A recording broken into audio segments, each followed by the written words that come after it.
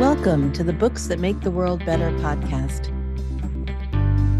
featuring in-depth conversations with authors, hosted by Greenfire Press publisher Jennifer Browdy.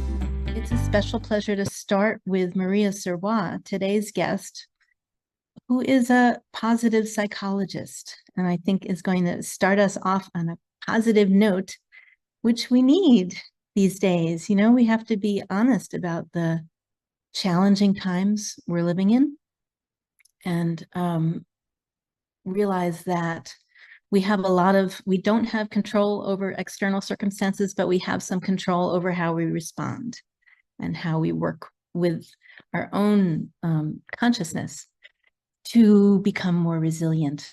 So let me introduce Maria, and then we'll get into it. Maria Sirois has spent more than 3 decades in the boardrooms of business, at the bedsides of the dying, and everywhere in between, doing one thing: offering the data, stories, tools, and perspectives that enable us to cultivate resilience, health, wisdom, and a greater capacity to lead ourselves and others well, no matter the strain or the suffering of the moment. So this is really important work that she's been doing, and she's shared it with us so generously in these books that we're going to discuss. She's the author of 2 books: A Short Course in Happiness After Loss and Other Dark, Difficult Times, which was her first Greenfire Press book, and Every Day Counts. And her 3rd book, The Generous Exchange, which is forthcoming in 2025, is a collection of essays reflecting on the benefits of appreciating beauty, goodness, and excellence. And those are themes that we're going to be coming back to a lot today. So I thought we might just start, Maria, with you talking to us about why it's so important to focus on goodness, beauty, and excellence as we try to work through our personal and collective grief over these times. Thank you. Thank you for that beautiful introduction, Jennifer. So much is overwhelming and so much is painful personally and universally. And it behooves us and it forces us to figure out ways in which to restore ourselves. And it turns out that when we attend to beauty, whether it's natural beauty or inner beauty, goodness, and or if we attend to excellence in the world, whether it's excellence in writing, excellence in design, excellence in kindness, for example, we feel restored. There's a sense of physical vitality that we often can tap back into. There's a sense of cognitive respite. We relax, we calm down.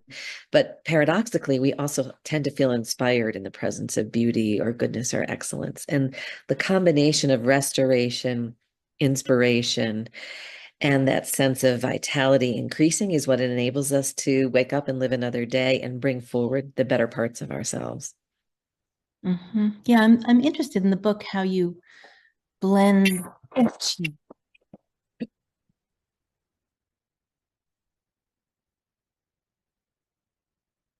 I'll keep talking a little bit in the book for a second. And this is just a perfect example, right? There are moments of the smaller assaults and insults of life, and of course, the larger ones of violence and injustice and poverty and food insecurity. And in the presence of darkness, we know that throughout history, humanity has struggled to find a way to sort of right itself as individuals in order to right the larger systems.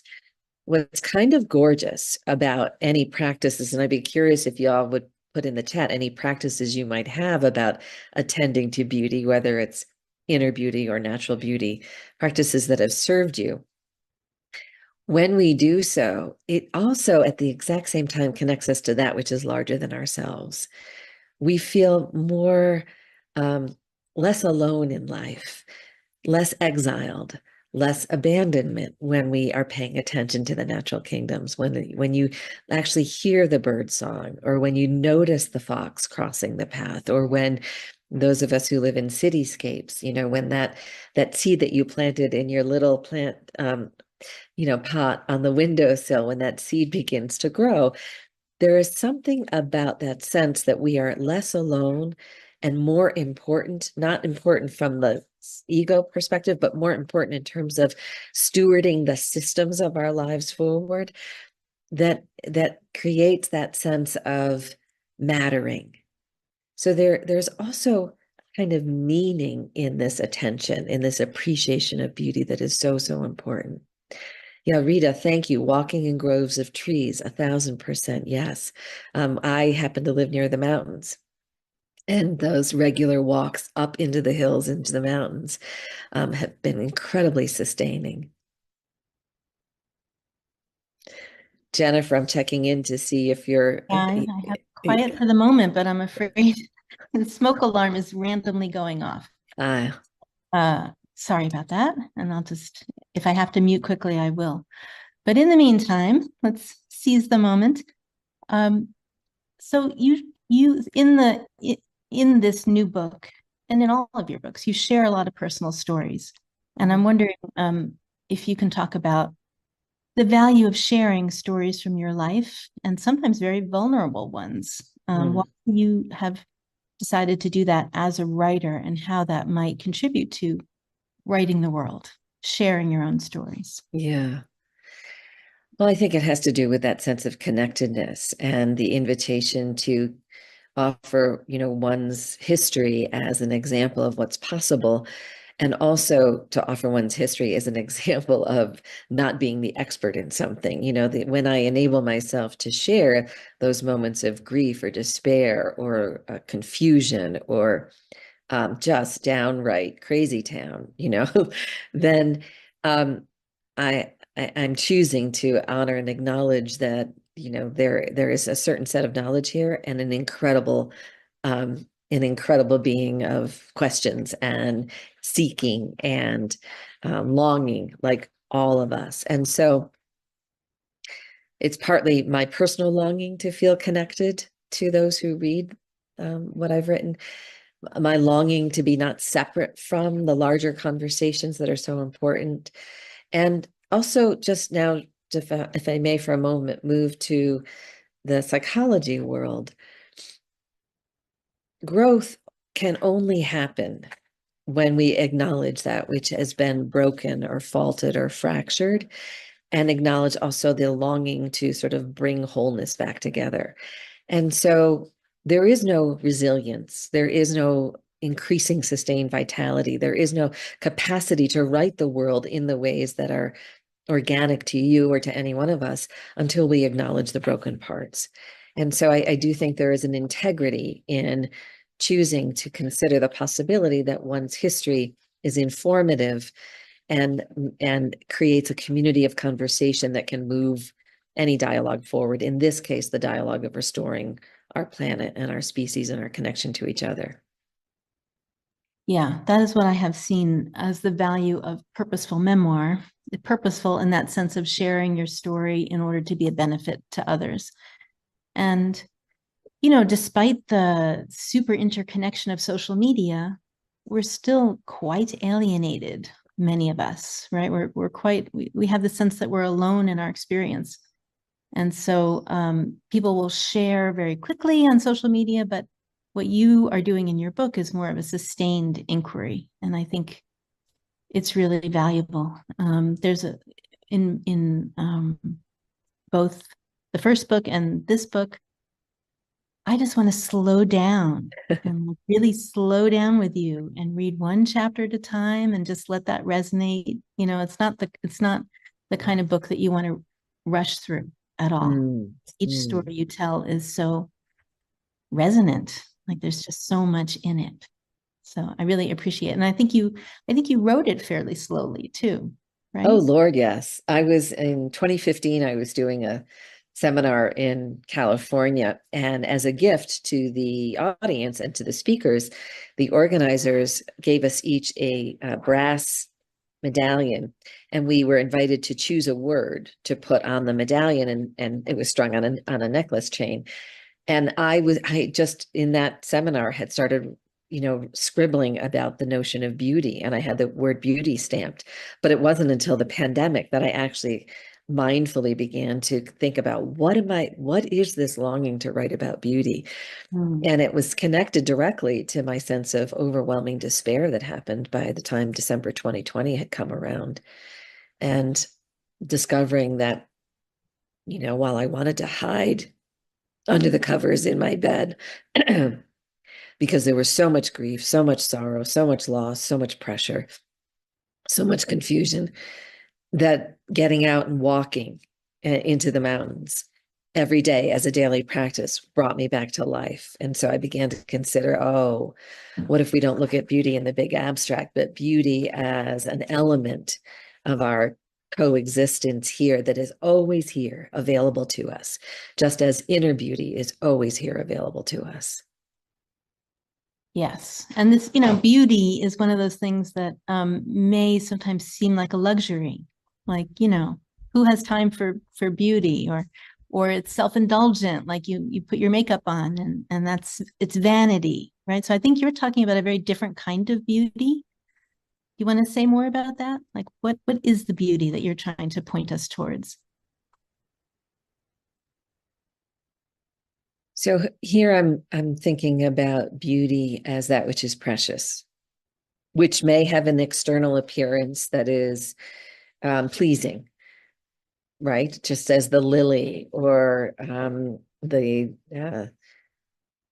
peony might be aesthetically pleasing. Michelangelo's statue, aesthetically pleasing. But it's the essence of preciousness that actually makes beauty sustaining and nourishing and inspiring.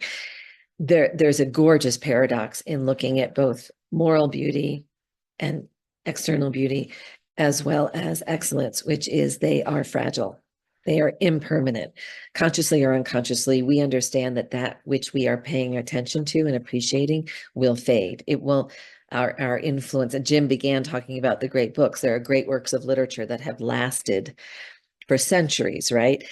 Rare. That is rare. Most of us, the impact we have and that which we see will fade over time. And it is that exact sort of sweetness, poignancy, bittersweetness is the better word, that compels us often to attend to it. And then more importantly, and I think, and I was reading the chat in terms of the walks and the gazing and the looking up to the stars or looking out.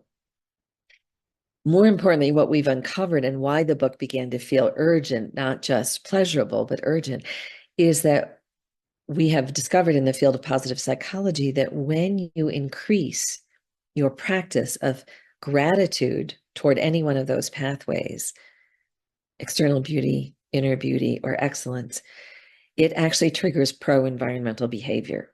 We protect that which inspires us and that which we find beautiful. So if we want to continue to raise generations of human beings across the globe who are doing what they can to sustain some part of our existence, our coexistence with the natural kingdoms, then this is not a bad idea to uplevel this strength. So I talk a lot about aligning the personal, political, and planetary. And by political, I mean the collective, the social. And most people will focus in on one of those areas. Like you'll have environmentalists who are all about the environment and the planet, but don't really think about the personal enough, I think you really need to go from each person's heart straight out to the heart of the planet, if I can say it that way, and create this alignment.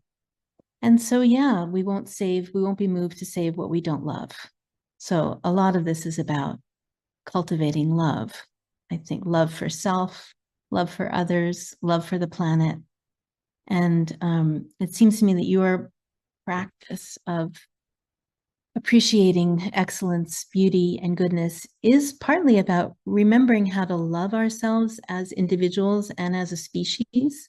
Like we are pretty hard on ourselves. Those of us who are aware of the destructive side, the dark side of humanity, can be really hard on ourselves. And there's a lot of guilt and shame and, sadness and grief. So I think part of what you're doing is providing another side. Like there's another story here that needs to be told. And that's what you're foregrounding. Oh, thank you for that, Jennifer. I'm reminded of a conversation Kelly McGonigal, who is a brilliant positive psychologist, health psychologist at Stanford, when asked about how do we possibly take on the environment, the world, climate change. And she said something, very direct, which is we need to do the small things like in this past year, I've stopped purchasing paper napkins. I just don't use paper napkins. I use cloth napkins and I make people reuse them over and over and over again until I wash them, right? So small step, right? But also, the medium steps like choosing consciously how often you travel with gas-powered vehicles, for example, to the larger steps like voting and protesting and writing letters, right? And that we need to be able to participate in the entire spectrum of activity to the best extent we can. Now, to go back to your heart, which I love what you said about the personal heart being connected to the larger hearts of the world and of each other. Our hearts beat 50 million times as fetuses before we even take a breath. Our hearts are profoundly capable of holding us steady in the presence of the challenge of great change. As an organ, they are remarkably resilient. What they require, however, emotionally, psychologically, and spiritually, is a willingness to be vulnerable as well as brave. A willingness to allow the tender pain of recognizing, oh my Lord, we are losing another species, with side by side with the tender hope of, oh my God, we have rejuvenated and reinvigorated a species yet again. Can we possibly hold both the brokenness and the whole at the same time? We are magnificent as human beings in our ability to navigate both brokenness and wholeness at the same time. My work in psychology over 30 years has been, to join the conversation of psychologists and sociologists and anthropologists who have helped us understand humanity is remarkably capable of adaptation in healthful directions.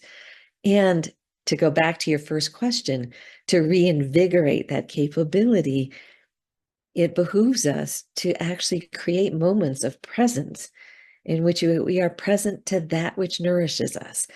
I've come to think of beauty and goodness and excellence as nutritive. I don't even know if that's a word, nutritious, nourishing, that they literally feed every part of the being.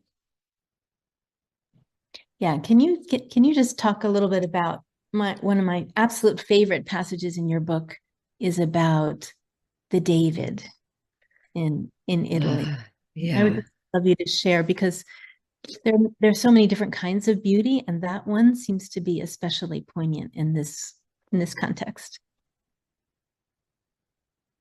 So I was struck by an article I read in the New York Times numbers of years ago about the fragility of the David. The David's ankles have fractures in them, the statue itself.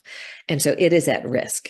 And the guardians of the statue and at the academia have done everything they can to protect from earthquakes, which is a major consideration, but also, vandalism and, to protect this beautiful piece of art.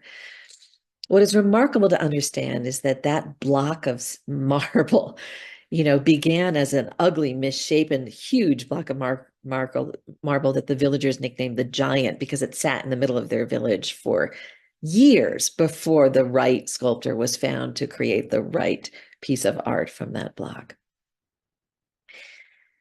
To me, it speaks to this gorgeous integration of that which is misshapen or misunderstood or at the wrong place at the wrong time until suddenly it is seen anew by a new set of lenses. And I connect that in my own mind to the work, for example, of data scientists. What is her name? I have it written down. Hannah Ritchie. I didn't want to forget her, from Scotland, who teaches at Oxford, who's suggesting that this generation, this younger generation, is actually the first generation of sustainable participants in the world, not the last. They are the first because what is happening in the millennials and younger is a consciousness and awareness that actually moves them above the needle of where our generation and our grandparents' generation were in terms of sustainability. The David as a physical manifestation of what is possible in terms of beauty is just awe-inspiring. As an example of excellence, what we know is that in the presence of excellence, sometimes we feel jealous, like, I'll never be that good in the field that I've determined to be my field, whether it's sculpting or writing or marathon running, right? I'll never be a Michelangelo. But also often next side by side, again, with that jealousy is a sense of wait, wait, wait. If I practice as hard and as long and put the effort in as Michelangelo did, perhaps I can come close to achieving the highest parts of myself in the areas that are impassioning for me. So many beautiful connections in that. And my Lord, I love what you all are sharing in the chat in terms of practices, in terms of attention, the poetry. It has become beauty again. With beauty above me, I walk. It has become beauty again. Imagine how we might feel. Oh, Jennifer, I had a thought this morning. Imagine how we might feel, you all, if we just spent a minute every single day during this holiday season, whatever the holiday connections you all have, just spend a minute attending to inner beauty and outer beauty or excellence, how it might change how we approach. Might it be possible that it would be enough to bring ourselves as we are to the Hanukkah table, the Christmas table, the Kwanzaa table, the New Year conversation? If we bring ourselves with our eyes softened to beauty, might we then actually see beauty in the drama or in what is missing as well as what is present? Yeah. And so the thing, just to come back to Michelangelo a minute, Mm, the other thing about that example is, you know, how long it took him to create yeah. David. And when we think about, I think we're a culture now that values speed and instant results and solutions, you know, all of that. And I think another thing that your book is pointing us towards is perseverance and slowing down and recognizing that you might not have an instant result. It's not like popping a pill.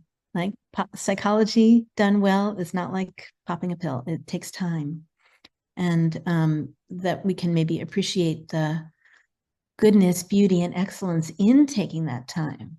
Like that's part of what is beautiful is that we slow down, and maybe in the holiday season, yeah, slowing down to appreciate just, you know, one candle flame and how beautiful that is.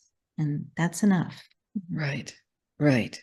Yes, it's the Thich Nhat Hanh presence, when you're washing a dish, could you possibly please wash the dish, and appreciate the fact that you have water and you have something that were able to enjoy food with, and you have time to clean something and perhaps return it to a slightly better state, right? And so here we are centering on this notion of presence that, we cannot heal what we don't acknowledge, and we cannot move that acknowledgement forward until we are present long enough to what needs to be attended to as the next best step. And so this notion of presence in terms of healing our relationship to the world or to ourselves is absolutely vital. Appreciation is a present-based practice. It requires us to be sort of still enough in the moment to notice. I happen to be blessed enough in this moment.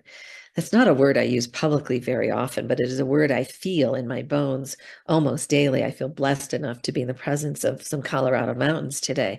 And it's a gray sky, and the landscape is kind of brown. There's no radiant greens or yellows from the fall or gold here in this moment. And yet you can see how everywhere I look now, trees are stretching toward the sky.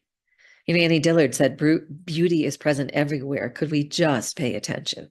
Could we just simply notice, right?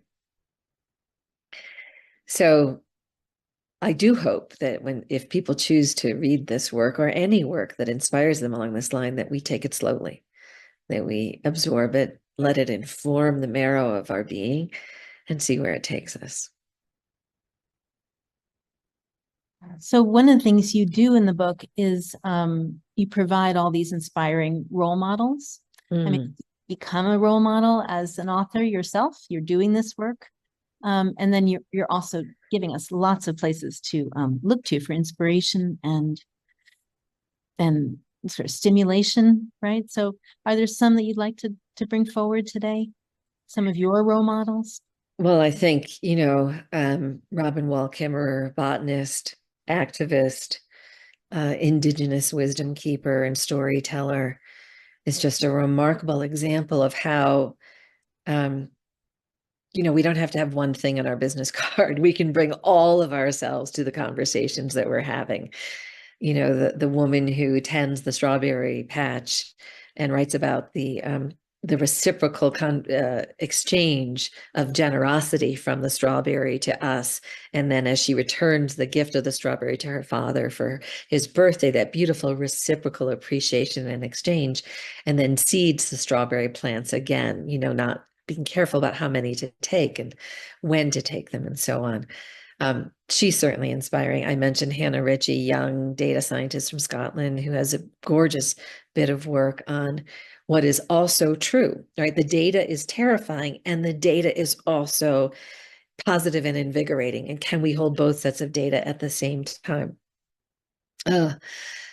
Toni Morrison as a writer, the first time I read the first book that came to me from her work was Beloved, and I just about passed out from awe, and inhaled it, and then remembered, watching a conversation that she was having with a kind of an interviewer in the line of Bill Moyer. It wasn't Bill Moyer, who asked her how she could write about such big topics such as enslavement, and then choosing to her main character chose to murder her children because they had fled into freedom, instead of having them be at risk from being enslaved again. And Toni Morrison said, the world is that big. Life is that big. Life is big enough to hold all of our stories. And that was, I think, the first permission I understood that as a writer or a storyteller or a poet or a prayer keeper, it isn't necessary to be Toni Morrison. It is necessary to share who we are and what we have. And that, I think the title of your book comes from or is influenced by Robin Wall Kimmerer. Is that right? Yes, absolutely. Influenced by her conversations about the reciprocal exchange that we are invited always to have with the plant kingdoms and the bird kingdoms and the land itself and the waters and the skies.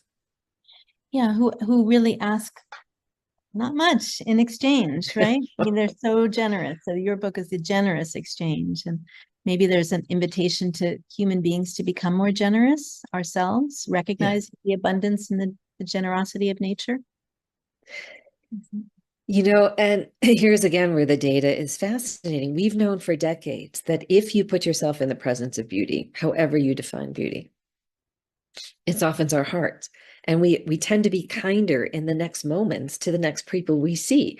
So if I've infused myself with appreciation for the sunrise or the trees or the stars at night, and, the phone call comes in or the text comes in, or I'm at, out, at Stop and Shop or Starbucks, or I'm kinder to the next people I see. So it becomes this exchange of generosity that is quite fluid, quite organic. We don't have to force it. We simply have to choose to participate in it.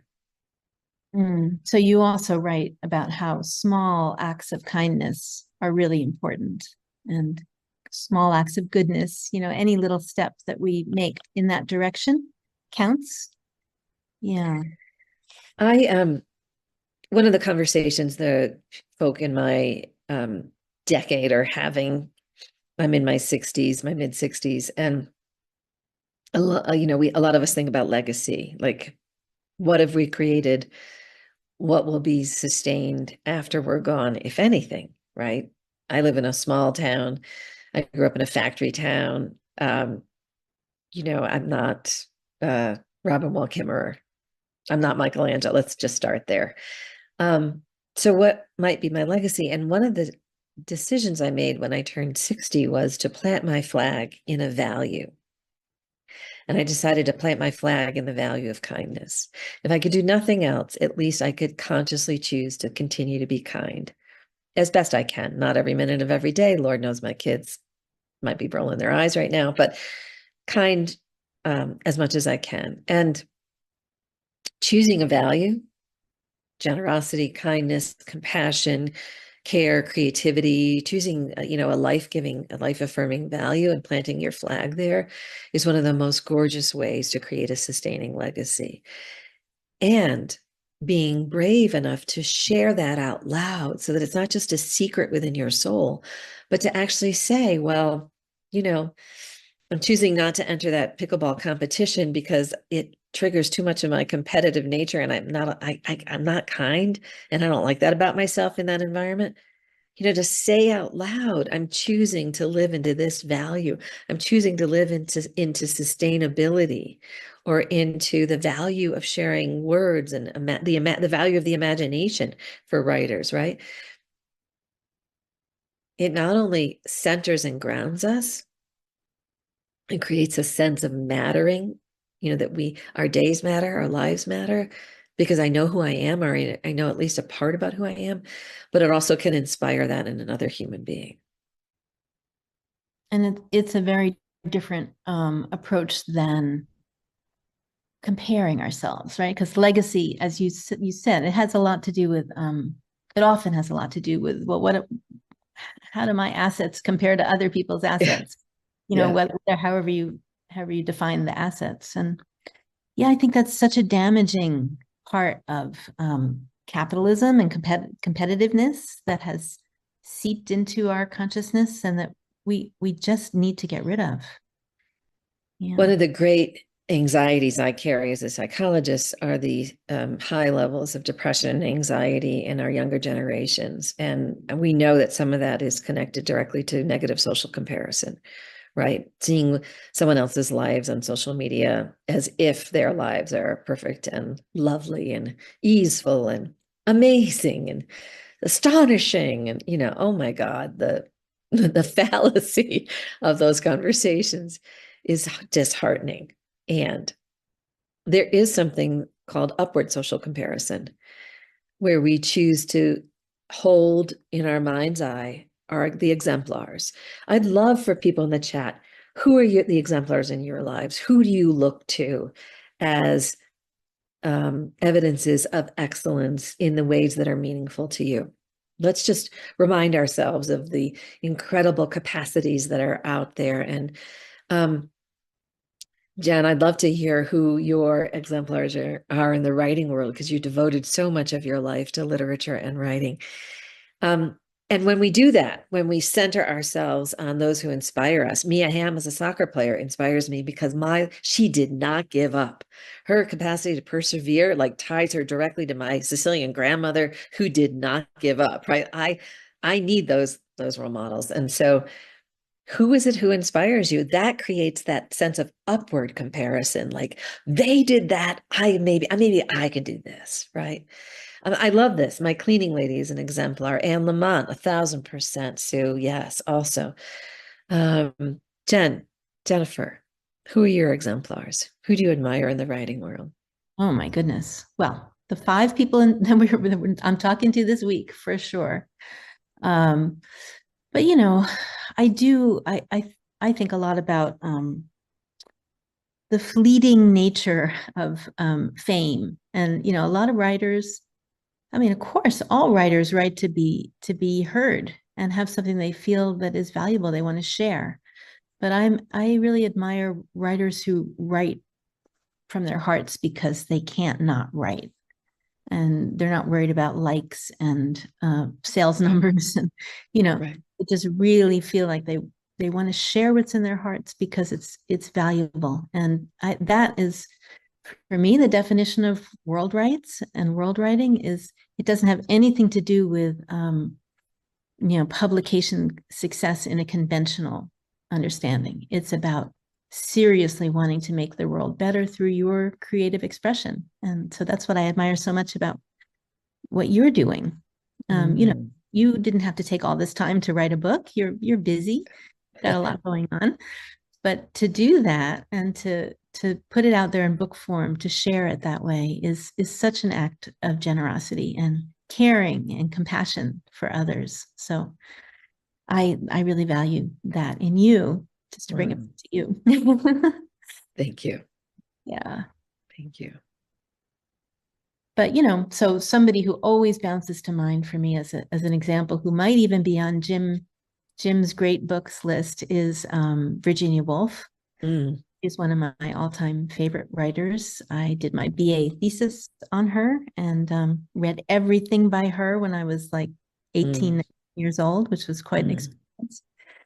And she suffered tremendously with mental health, so there's also this sense that we do it anyway. We show up anyway, no matter what the challenges are, and put word after word. I think is it Margaret Atwood who said, a word after a word after a word is power. Yeah. It is. Yeah. It is. Yeah. So I don't know if I know you were writing this book during COVID, and it had to have been hard to actually get yourself to finish it, get over that finish line.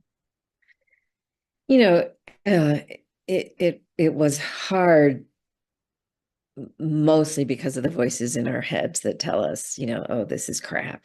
I'm going to have an audience of 2 and it's my children. It's because I force them to read it, kind of thing. Right. So it's the self-doubt that makes it hard.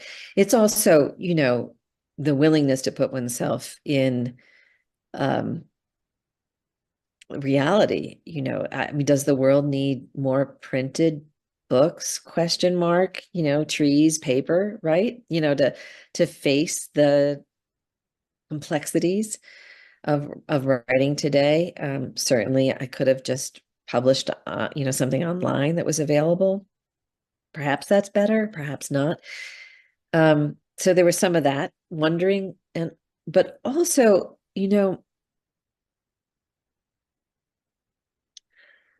when the word beauty came to me in 2015, it came like one of the, that still small voice. Like it was an idea that felt so resonant in my body at the time that I didn't want to ignore it. So I stamped it on the necklace. And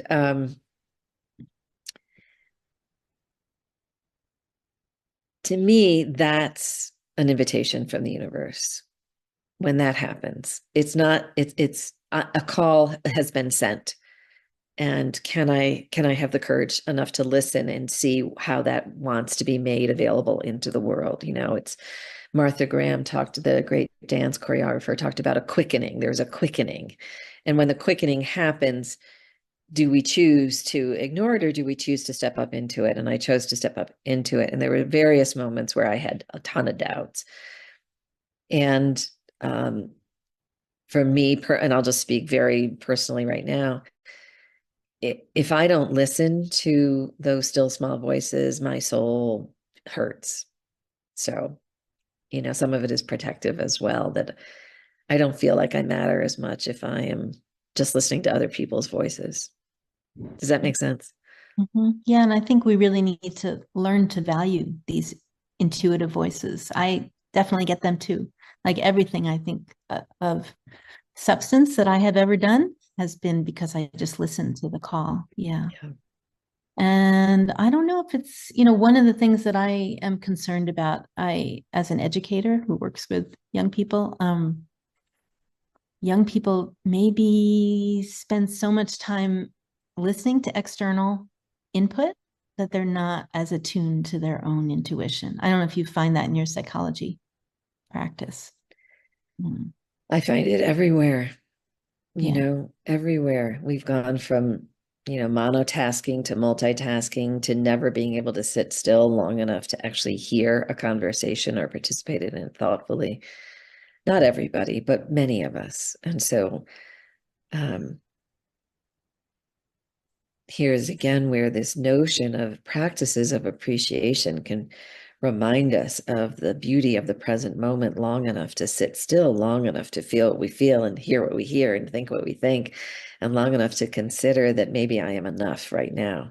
Maybe this moment is just enough. And so I don't have to buy the new iPhone, the larger TV, the new car. At least here in America, that's a compulsion that we seem to be fighting against culturally.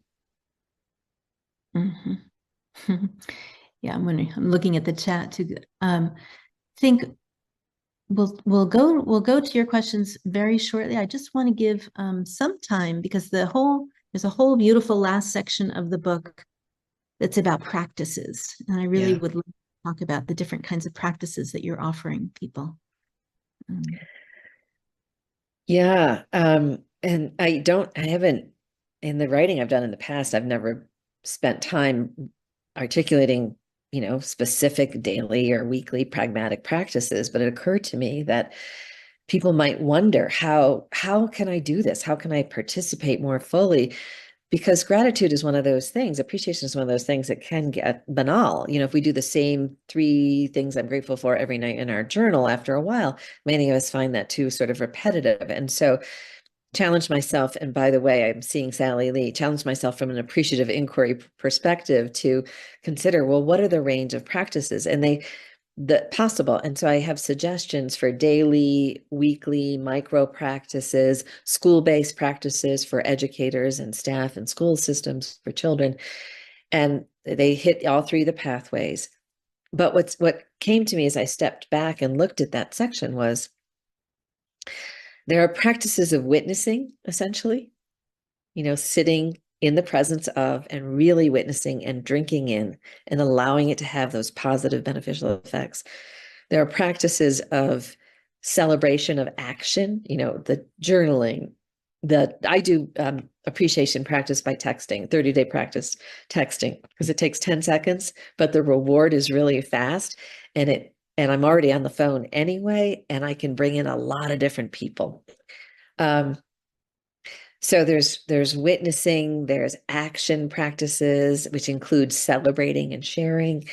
And then there are becoming practices. What would it be like if you decided to become a little more of the inner beauty that you already are? Or if you decided to become a little more of the excellences that are already evident within you? What might that be like? How might it change the trajectory of your living? So are you recommending people journal? Is that right? Turn to writing as a form? Journaling, yes. Sharing stories, like, let me share with you a moment of beauty I had, like making coffee dates, share stories, texting, collaging. In school systems, I suggested, what if you had an essay experience where children got to share stories of the exemplars who move and motivate them, and then share those without the school system. So many possibilities, so many possibilities. Thank you for listening to another inspiring episode of Books That Make the World Better.